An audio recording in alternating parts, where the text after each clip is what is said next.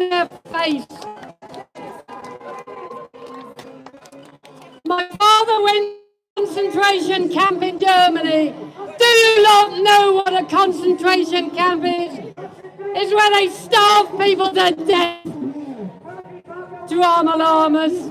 My grandparents were put into cattle trucks in Germany. They didn't come out the other side. How dare they call us the far right?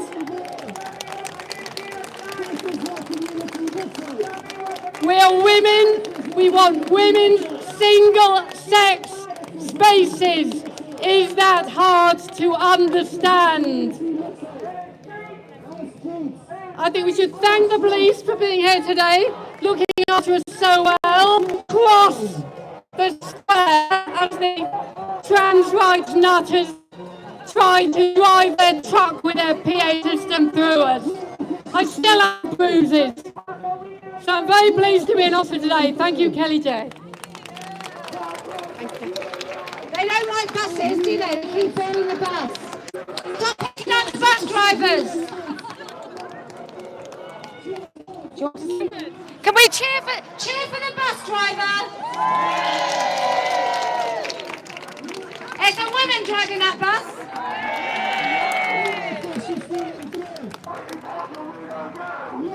You don't know me. You haven't got any idea what you're dealing with. Right, you have to. I'm going to pin this here. So when you're as close as you can.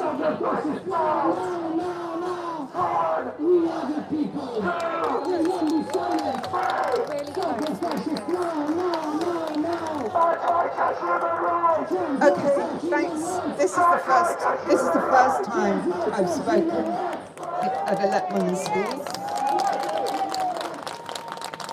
In 2018, I became a grandmother. If anybody knows or has become a grandmother, they know that amazing feeling. It's love at first sight. And I can't really describe the profound emotion. You know, if you've got kids, you know your firstborn child, you just fall in love with. But becoming a grandmother is amazing.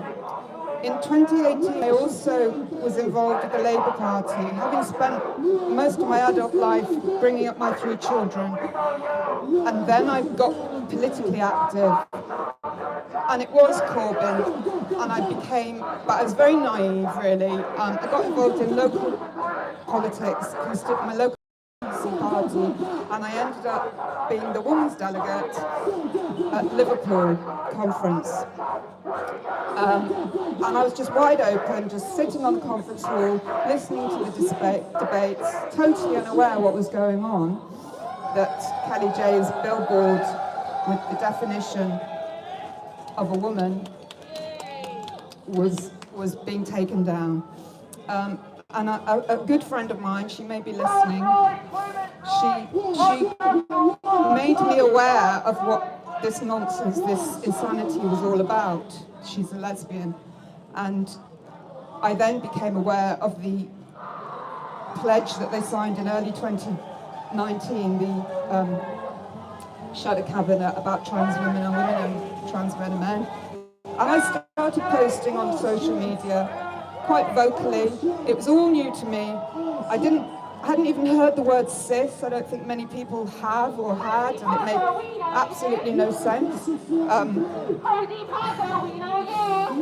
And then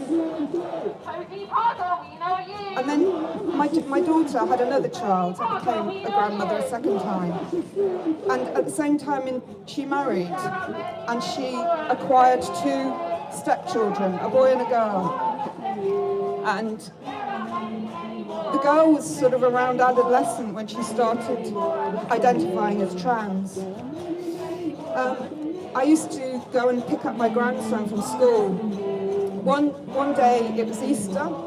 He came along, a nice pretty little village school with his Easter bonnet and his little bag of eggs, and he got into the car. I'm an atheist.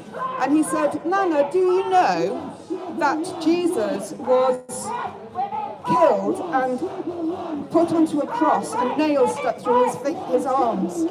And I was quite shocked at the horror that this 5-year-old was being told this.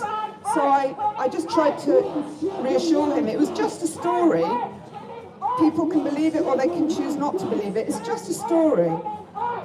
A few weeks later, I picked my grandson with my little second grandson, toddler, holding my hand, and a little child. I thought you had 3 brothers. I was just about to say, oh no, you've got a brother, a stepbrother and a stepsister. And he said, yes, I've got 3 brothers. So then we got into the car, and I said, he just turned to me. I said, why did you say we've got 3 brothers, Nana? I didn't say it like that. And he said, Nana, I don't understand why my sister is now my brother. And I didn't know how I could say anything. I didn't know how I could respond to that. I told his mum, who was very much on my page. She loves Mr. Menno, don't we all? And she said, oh Mum, I wish she'd had said something, but I didn't feel it was my place to say anything. Anyway, roll on a bit longer. They moved 3.5 hours drive away. I missed them terribly.